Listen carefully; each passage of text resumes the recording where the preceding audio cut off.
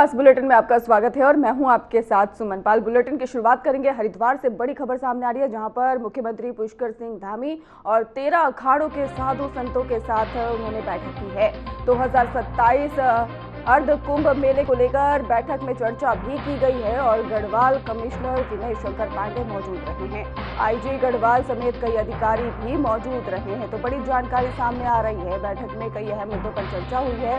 उत्तराखंड के मुख्यमंत्री पुष्कर सिंह धामी हरिद्वार पहुंचे हैं, जहां उन्होंने डाम कोठी में ही सभी 13 अखाड़ों के साधु संतों के साथ महत्वपूर्ण यह बैठक की है और इस बैठक में 2027 अर्ध कुंभ और कुंभ हरिद्वार के आयोजन से जुड़े कई बिंदुओं पर भी विस्तृत चर्चा की गई है।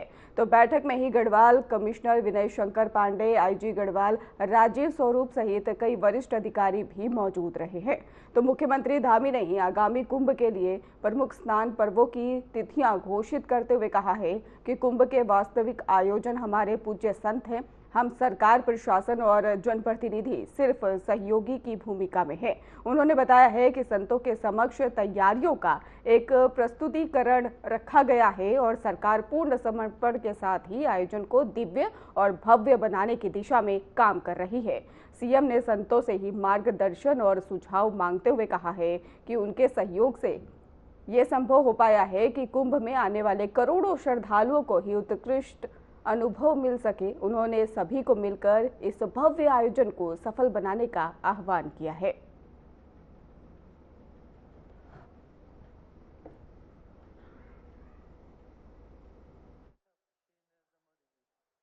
मेले के लिए आगामी तैयारियां की जानी हैं।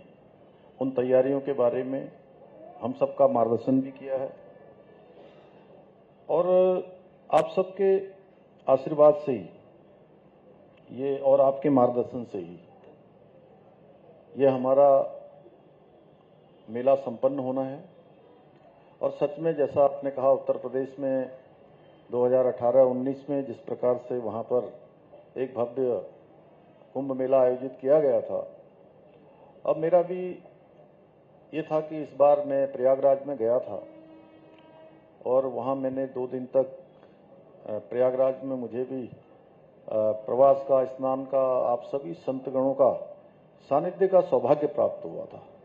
तब मन में विचार आया था कि नाम हमारी पौराणिक जो मान्यताएं हैं, जो धार्मिक रीति रिवाज हैं, वो अपनी तरफ से चलेंगे, लेकिन ये मेला हमारा इतना अच्छा हो, भव्य और दिव्य हो। और ये इसलिए भी मेरे मन में विचार आया कि 2021 का जो हमारा आयोजन था, आयोजन की बहुत अच्छी तैयारियां थी, सभी व्यवस्थाएं थी, आप सब लोगों का भी बड़ा उसमें सभी का सहयोग था, सभी का आशीर्वाद था।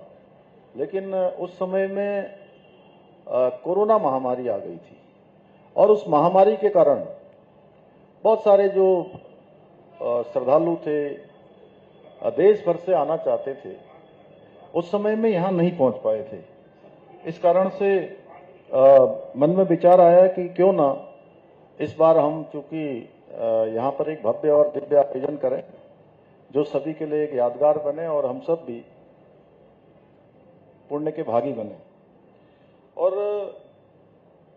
कुंभ से जुड़े हुए सभी निर्णयों में जो संतगणों की हमारी परंपराएं हैं, आवश्यकताएं हैं, सुविधाएं हैं, उनको हमने सर्वोच्च प्राथमिकता देनी है, क्योंकि जो सनातन का संदेश है वो पूरे विश्व में मां गंगा के इस तट से जाए, ये हमारी प्राथमिकता, सर्वोच्च प्राथमिकता, प्राथमिकता नहीं सर्वोच्च प्राथमिकता है।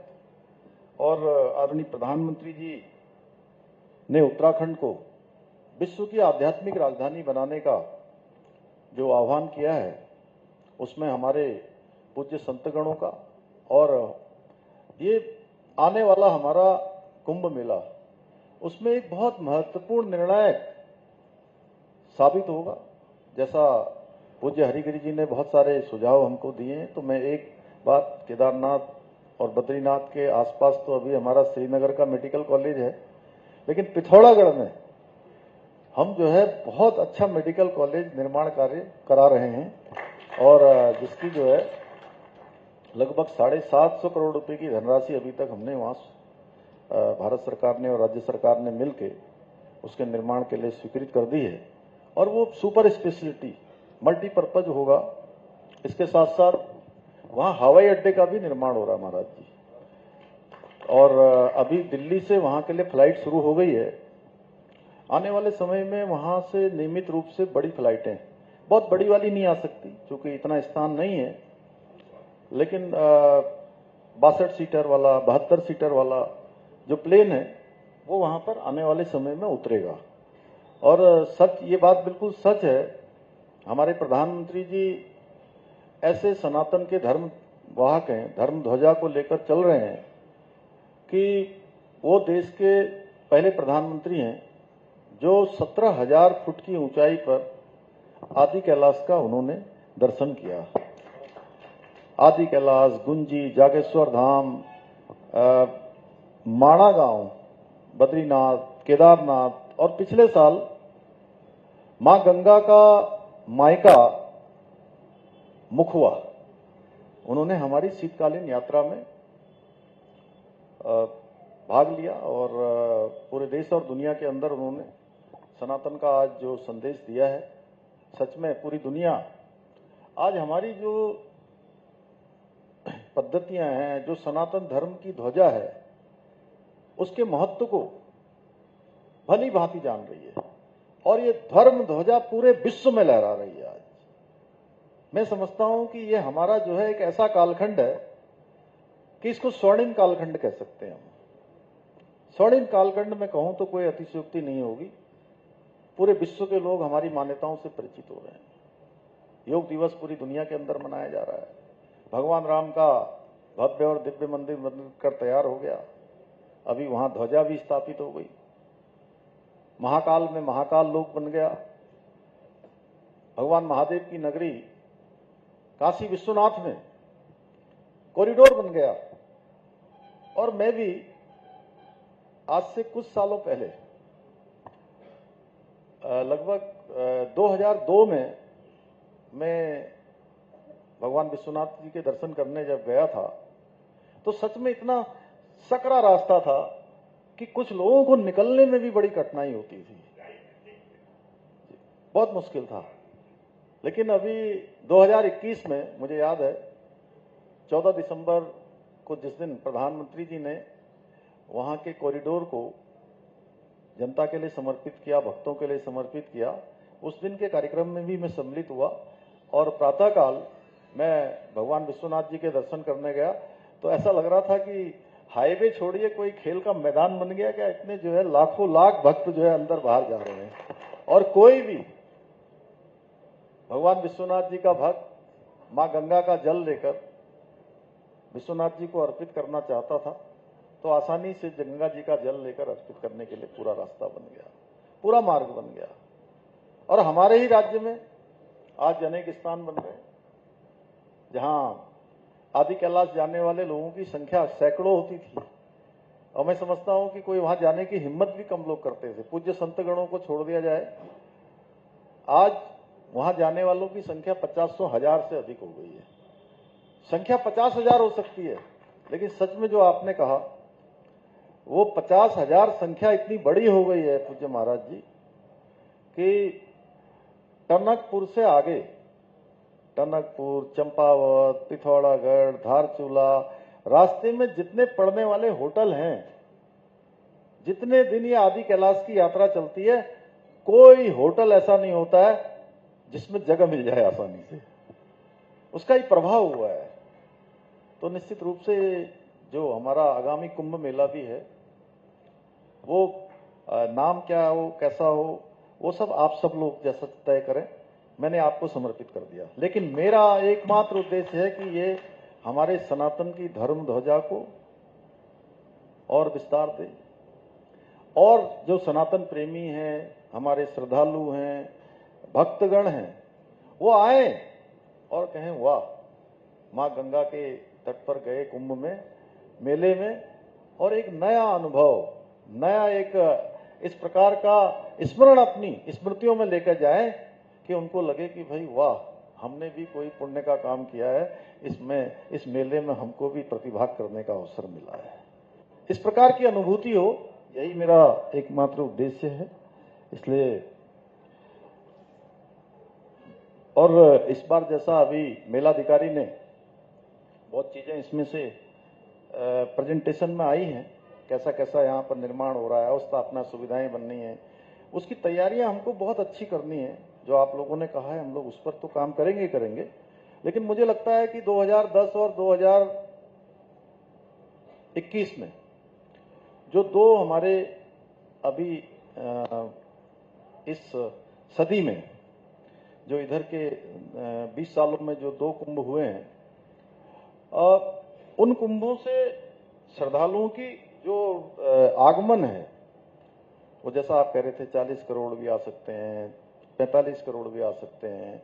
तो एक संख्या का जो अनुमान है, मुझे लगता है कि इस बार संख्या अधिक आएगी, श्रद्धालु ज्यादा आएंगे, क्योंकि आप सब लोगों ने प्रयागराज में भी लगातार, आप लोगों का तो प्रवासी था, क्योंकि आप लोगों के बिना तो कुंभ आगे बढ़ ही नहीं सकता है। लेकिन उसके बावजूद भी मां गंगा का निर्मल, शीतल और स्वच्छ आचमन, जिसका बिना कुछ सोचना ही नहीं है करने के लिए, वो स्थान कहीं है तो ये हमारे यहीं देवभूमि उत्तराखंड के इसी देवों की भूमि में मां गंगा के इस स्थान पर ही है, हरि के द्वार में ही है। तो इसलिए व्यापक तैयारियां हमको उस दृष्टि से भी करनी है। सुरक्षा प्रबंधन है, राज्य व केंद्र की सभी एजेंसियों के साथ समन्वय करके हम लोग काम करेंगे। सुरक्षा भी एक बहुत बड़ी दृष्टि से हमको उसका भी व्यापक इंतजाम करना होगा, और मैंने प्रधानमंत्री जी से भी इस पर मार्गदर्शन ले लिया। उनका भी, उन्होंने कहा कि नहीं, इसका आयोजन अच्छा होना चाहिए, आने वाले श्रद्धालुओं को किसी प्रकार की कोई परेशानी नहीं होनी चाहिए, यात्रा सरल हो, सुगम हो, एक अच्छा अनुभव लेकर जाएं और व्यापक तैयारियों के साथ हों। और सच में मैंने, जैसा शुरुआत में जब आप मेरे से इसकी घोषणा करवा रहे थे, तो मैंने तब भी कहा, मैं उस बात को फिर दोहरा रहा हूं कि इस आयोजन के असली जो आयोजक हैं वो आप हैं। इसकी शोभा ही कुंभ की हमारे पूज्य संतगणों से है, अखाड़ों से है। तो इसका आयोजन आप लोगों को करना है, और मैं सौभाग्यशाली मानता हूं अपने आप को कि कहीं पर भी जो है, मुझे ऐसा नहीं लगता है कि कोई भी काम हम करते हैं तो उसमें पूज्य संतगणों का आशीर्वाद मुझे संपूर्ण रूप से प्राप्त न होता हो। 100% नहीं, मैं कहता हूं 200% से भी अधिक मिलता है, दुगने से भी ज्यादा मिलता है। और जो भी आयोजन हमने किए हैं राज्य के अंदर, मैं अभी ये मनीष जब यहाँ से उद्घोष कर रहे थे, यहाँ से इसका संचालन, तो पहली बार वाली जो बात मैं कह रहा था, बहुत सारे आयोजन हुए और सभी आयोजनों में आप सबका आशीर्वाद हमको मिला। सच में सारे आयोजन आप सबके आशीर्वाद से, भगवान की कृपा से, मां गंगा के आशीर्वाद से, आप सबके आशीर्वाद से वो शानदार आयोजन हुए हैं। शानदार, उनका एक संदेश संपूर्ण देश में गया है, संपूर्ण विश्व में गया है, तो इसका भी जाएगा। और हमारी यहाँ की पुलिस प्रशासन, एनडीआरएफ, एसडीआरएफ, फायर सेवाएं सभी पूरी तरह से यहाँ पर सक्रिय रहेंगी। और जो हमारा लोगों को आने का प्रबंधन है, भीड़ प्रबंधन है, यातायात प्रबंधन है और इमरजेंसी सेवाएं हैं, उन सबके लिए तैयारियां अभी से की जा रही हैं। मैं ये भी आपको बताना चाहता हूं कि बैठक, थोड़ा सा ये जरूर है कि ये बैठक भी हमारी और पहले हो जानी चाहिए थी, थोड़ा विलंब हो गया, लेकिन कोई नहीं, काम चल रहा था। अब आज से ये काम डबल नहीं, कई गुना तेज गति से चलेगा, क्योंकि अब जो है, जो असली ऊर्जा है वो हमारे कामों में आप सबके तपत्व की जो ऊर्जा है, वो ऊर्जा जो है शामिल हो जाएगी। क्योंकि हमारे यहाँ पहले से हमारे धार्मिक जितने भी श्रीमद् देवी भागवत है, रामचरितमानस हैं या अन्य गीता हैं, वो सब क्या कहती हैं? वो कहती हैं कि संत और पुराने समय के राजा, अब तो राजा कोई नहीं होता, अब तो केवल सेवक होते हैं। तो उनके तन पर तो जो भी होता है वही होता है, लेकिन उनकी वाणी में इतना तपत्व होता है कि वो वाणी से एक बार चाह लें, एक बार उनके मुंह से न भी निकले, मन से ही चाह लें तो सब कुछ हो जाता है। तो मुझे लगता है कि आप सबकी उपस्थिति से आज ये हमारे सामने ये हो गया कि आप सबने आशीर्वाद देकर इसको आगे बढ़ा दिया है, इसकी संपन्नता की ओर इसका मार्ग प्रशस्त कर दिया है। तो ये भव्य भी होगा, दिव्य भी होगा और सफलतम होगा। तो इसलिए अनेक तैयारियां उसके संबंध में की जा रही हैं। हमारे सभी अखाड़े हैं, साधु संत हैं और उनके लिए जो व्यवस्थाएं करनी है, जो भी अवस्थापना स्ट्रक्चर बनाना है, वो सब हम लोग यहाँ पर बनाएंगे। जो भी आवश्यक सुविधाएं हैं उनकी व्यवस्था करेंगे। और सच में मैंने वहाँ पर प्रयागराज में एक चीज और देखा कि पत्तल जो है, जैसे भोजन की व्यवस्था जो पूज्य महाराज जी आप कह रहे थे, वहां पर लोगों ने थाली का जो है वो किया था, संग्रह किया था। और उसमें हमारे अनेक संगठन भी काम करते हैं। वहां पर राष्ट्रीय स्वयंसेवक संघ के लोगों ने हजारों लाखों थालियां वहां पर संग्रह की थी और उन थालियों से पत्तल कहीं दिखाई नहीं दे रहे थे।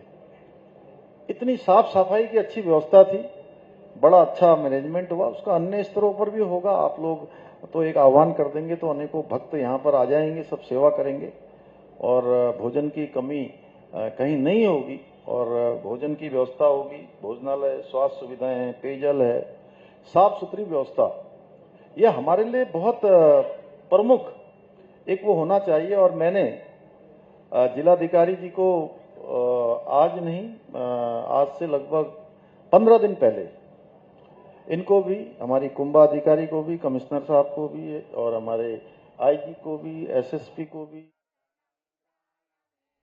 वहीं हरिद्वार में होने वाले कुंभ मेले को 2027 के आयोजनों और व्यवस्थाओं को लेकर मेला अधिकारी सोनिका ने मीडिया को जानकारी दी है। उन्होंने बताया है कि मेले की सुरक्षा, यातायात प्रबंधन और श्रद्धालुओं की सुविधा और स्वास्थ्य व्यवस्था सुनिश्चित करने के लिए तैयारियां शुरू कर दी गई हैं। मेला अधिकारी ने कहा है कि प्रशासन सभी जरूरी इंतजाम समय पर पूरा करेगा और कुंभ मेला 2027 में श्रद्धालुओं को सहज और सुरक्षित अनुभव प्रदान करने पर विशेष ध्यान दिया जाएगा।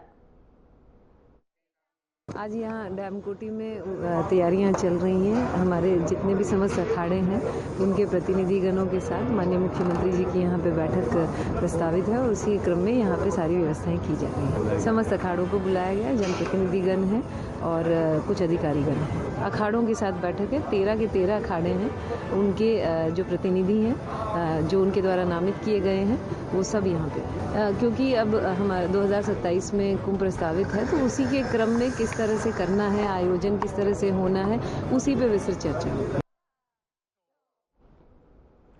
चलिए रुक करते अगली खबर की ओर। मुख्यमंत्री पुष्कर सिंह धामी से मुख्यमंत्री आवास में पुरोला विधानसभा क्षेत्र में विधायक दुर्गेश्वर लाल ने शिष्टाचार भेंट की है। इस अवसर पर दोनों नेताओं ने ही प्रदेश की विकास योजनाओं और क्षेत्रीय मुद्दों पर चर्चा की है। विधायक ने मुख्यमंत्री को क्षेत्र की जरूरतों और परियोजनाओं की जानकारी दी है, जबकि मुख्यमंत्री ने विकास कार्य को शीघ्र गति से आगे बढ़ाने के निर्देश दिए हैं।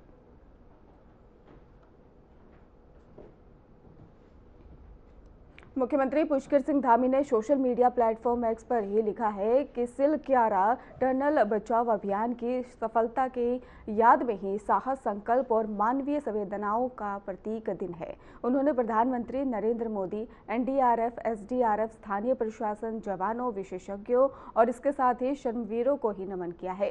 धामी ने कहा है कि देहरादून में ही आरंभ हो रहे विश्व आपदा प्रबंधन और जलवायु परिवर्तन सम्मेलन में इसी सामूहिक संकल्प की ही झलक मिलेगी। उन्होंने सभी प्रदेशवासियों से सुरक्षित और आपदा प्रतिरोधी उत्तराखंड निर्माण का संकल्प लेने का आह्वान किया है।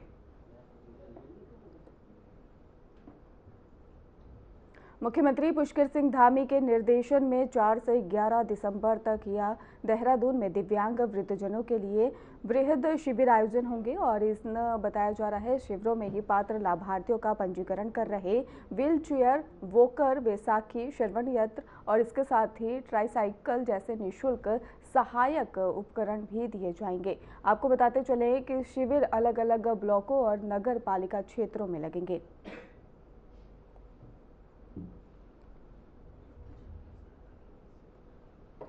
देहरादून में बांग्लादेशी घुसपैठियों की लगातार गिरफ्तारी हो रही है और ये लोग फर्जी आधार, राशन और इसके साथ ही वोटर कार्ड बनवाकर स्थानीय डेमोग्राफी बदलने की कोशिश कर रहे थे। मुख्यमंत्री पुष्कर सिंह धामी ने पिछले 10 साल के सभी दस्तावेजों की गहन जांच के आदेश दिए हैं और फर्जीवाड़ा करने वालों पर सख्त कार्रवाई का भी ऐलान किया है। पुलिस ने भी इस मामले में शिकंजा कसना भी शुरू कर दिया है और संदिग्धों की पहचान कर उन्हें गिरफ्तार किया जा रहा है।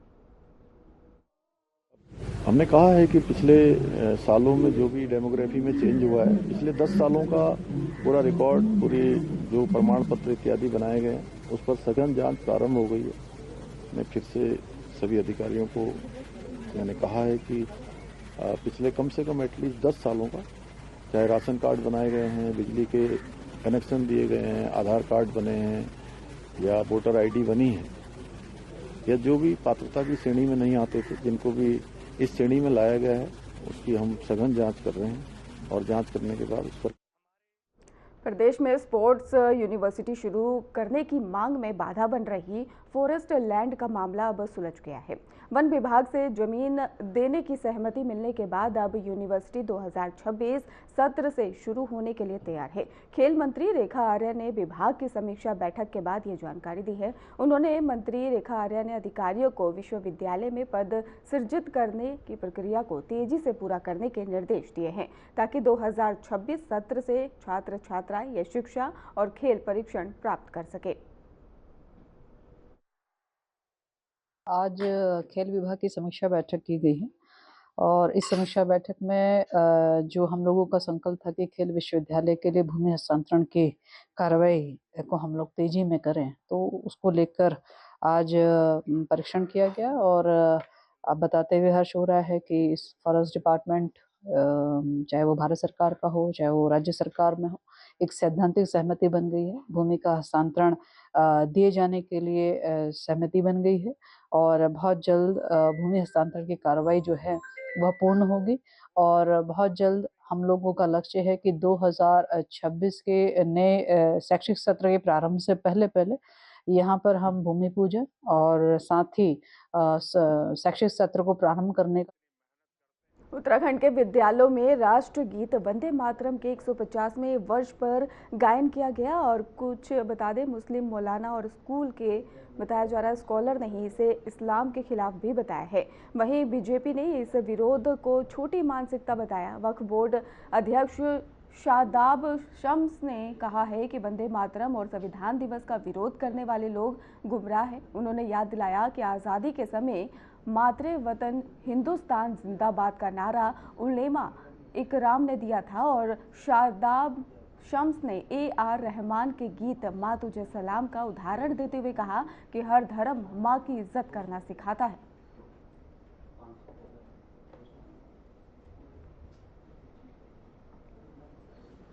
तो वंदे मातरम गायन को लेकर बताते चले, वंदे मातरम के 150 वर्ष पूरे हो चुके हैं, जिसको लेकर वक्फ बोर्ड अध्यक्ष ने सफाई भी दी है।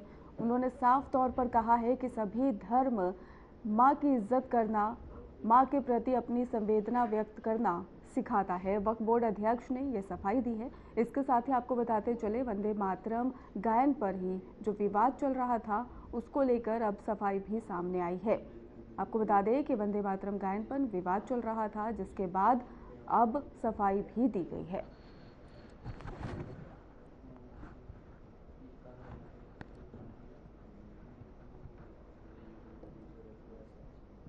फिलहाल खास बुलेटिन में बस इतना ही। आगे की खबरों के लिए आप देखते रहिए हमारा चैनल।